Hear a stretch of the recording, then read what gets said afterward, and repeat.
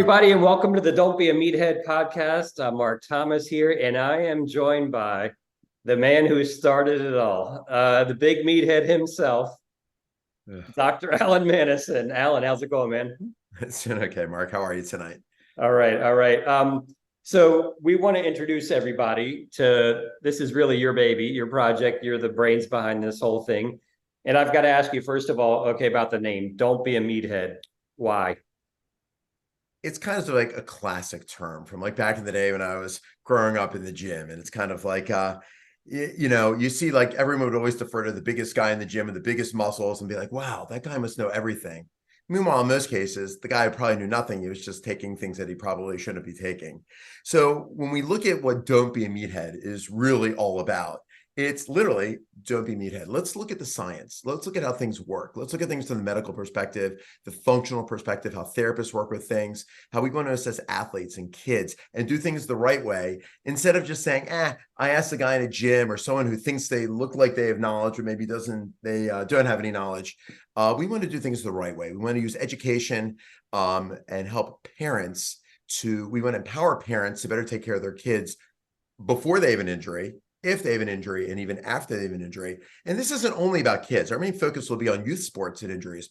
But we're going to focus in on a lot of other areas that need to be addressed as well. So to kind of wrap that whole theme up with what you're discussing is, what is Don't Be a Meathead? Don't Be a Meathead is, hey, don't go out there. Don't think you know what you're doing if you don't. Don't ask the wrong people. Go to a valuable source of knowledge that can help you solve the problems that you have with health, nutrition, training, things like that. That's the niche we're trying to fill. And I think we do it very well with our team.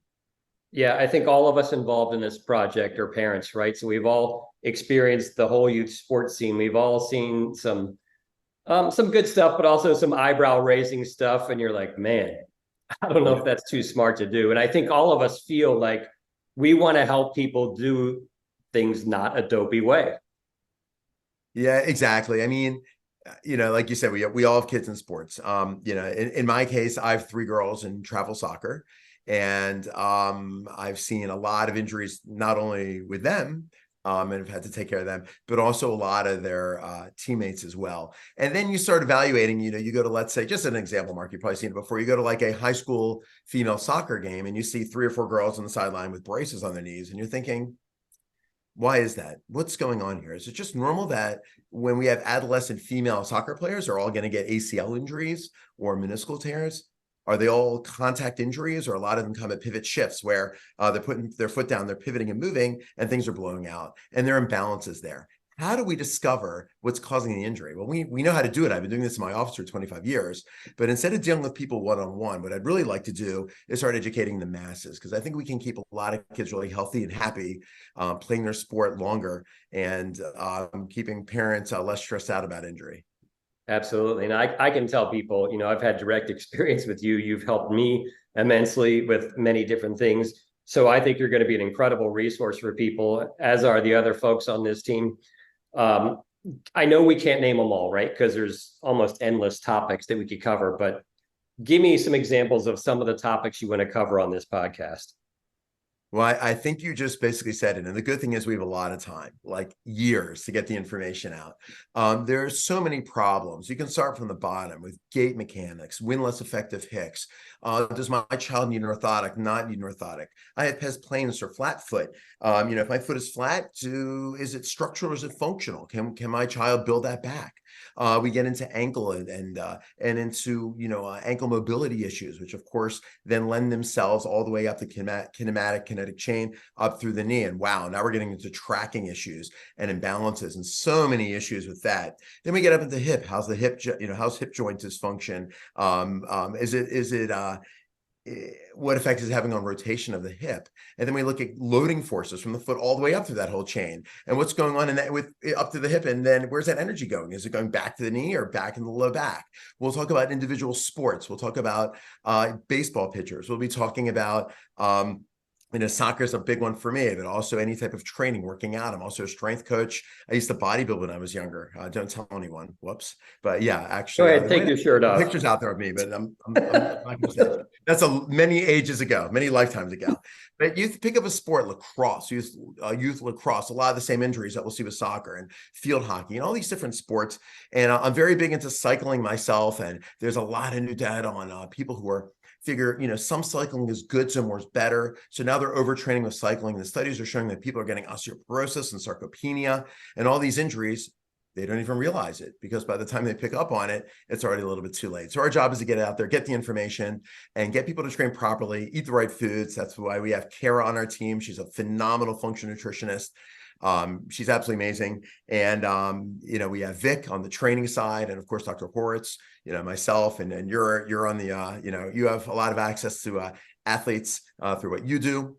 And also as a sports journalist and stuff, we're putting it all together and we're saying, hey, to everyone out there, especially parents and their kids, listen, we're going to help you take care of your youth athlete or yourself if you're an athlete, and make sure that you can keep going for a very long time in a very healthy fashion. That's what we're all about with that. Right. My direct experience with you is when I come to see you, when other people come to see you, first thing is you're really excited to help people and help fix them, right? And then you just have this amazing ability to immediately zero in on what the problem is. Where does that come from? Are you going to make me blush? Luckily, the background has a little bit of red in it. It's not a problem. I have 25 years in the field. I was very lucky to be trained by very, very good sports docs when I was in school, coming out of school. I initially took my CCEP program with the Dr. Kevin Herron. I got into active release techniques with, Dr. Mike Leahy. So many different things. I took my sports diplomate program, and there are probably about 400, 450 of us out of 80,000 in the field. I've always had this yearning to learn. Like as soon as I learned something, I'd be like, nah, that's not enough. I got to pick up more. And that's why I'm big now into, shockwave therapy. And I brought that technology to Maryland, and I teach it nationally at UConn, the Huskies, and Northeastern, and all over the place. And I teach dry needling now. And what it comes down to is, I think, as any type of hands-on doctor, so I'm a chiropractor for those who don't know, with full PT privileges in the state of Maryland.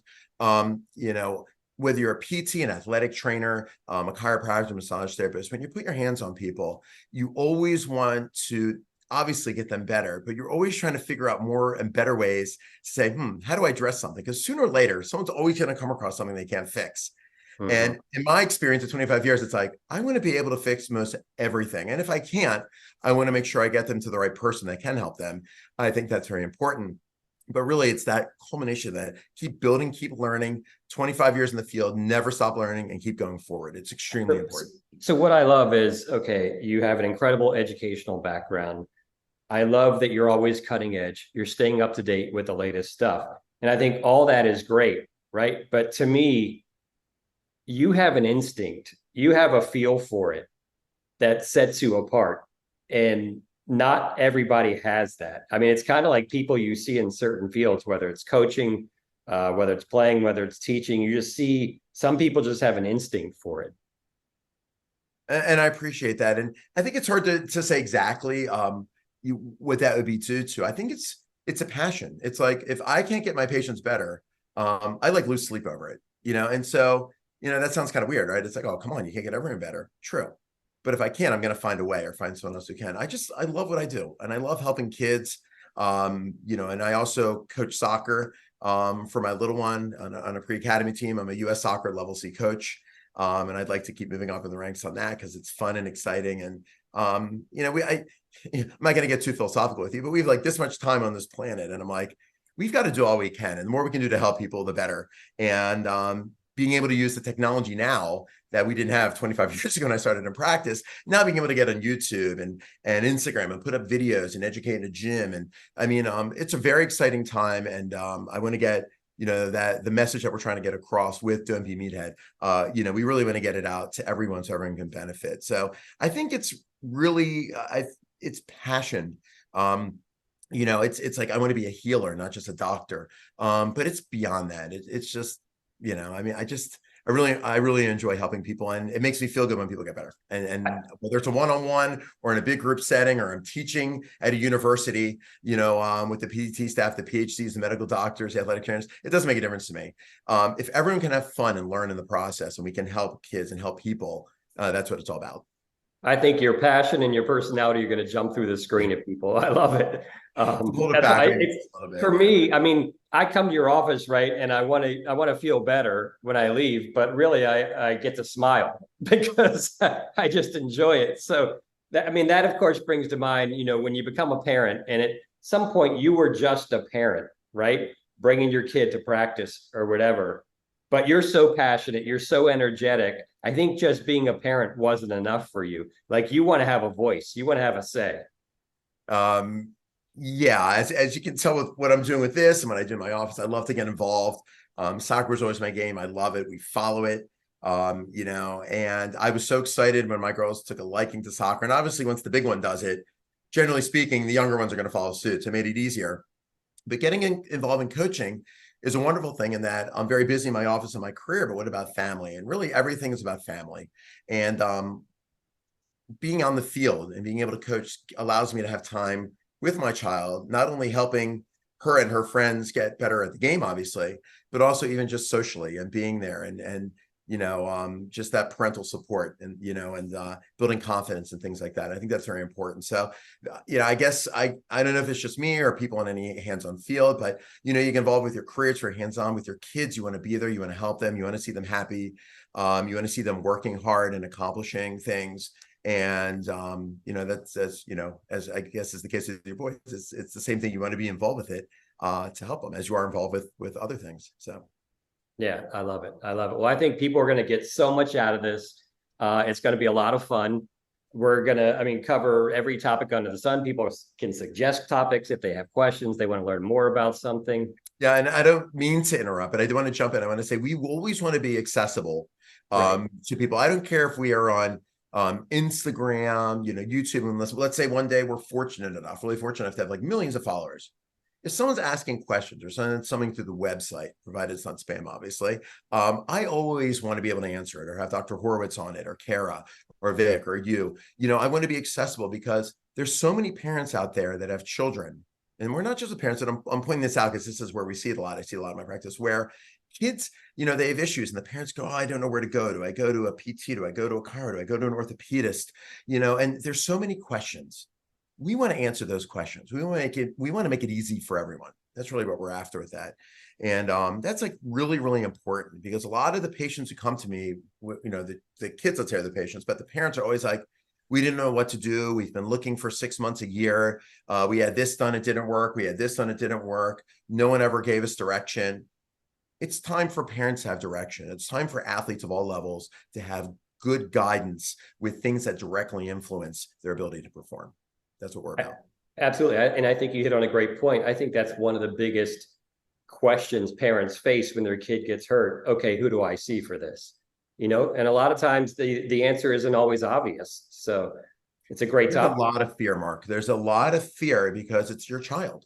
And if you do something that's maybe too invasive, there could be, damage from that's lingering. Or if you don't do enough, then the child could develop more injuries. So we want to start breaking down those layers. We want to start opening up the discussions. We want to empower the parents, so the parents can say, hey, I saw that video, or I learned that from Dr. Horace, Dr. Manison, or from Vic in the gym, or whomever. And, really, really empower them so they have more control over what's going on. They make better decisions. And then ultimately, their child performs better, has less risk of injury, if injured, gets better faster. And then performance. It's all about performance, right? So, that's what we're aiming for.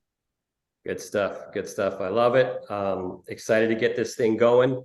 So we will start tackling topics soon, and want to welcome everybody aboard. Don't be a meathead. And I mean, anything you want to say before we sign off here? I just want to say to all parents, and I'm sure I'll have QR codes up in my office and everything, but share the word. We have an Instagram site. We have YouTube. We're on Twitter. We're on Facebook. Follow us. Learn about what we're doing, get our videos, make suggestions, tell your friends who have kids who might have injuries or are working in an environment where injuries occur a lot. Spread the word. We can only make this happen and help people if people know who we are, and get the word out. And that's very important. We're here for you, for all of you. So help us help all of you. All right. Don't be a meathead.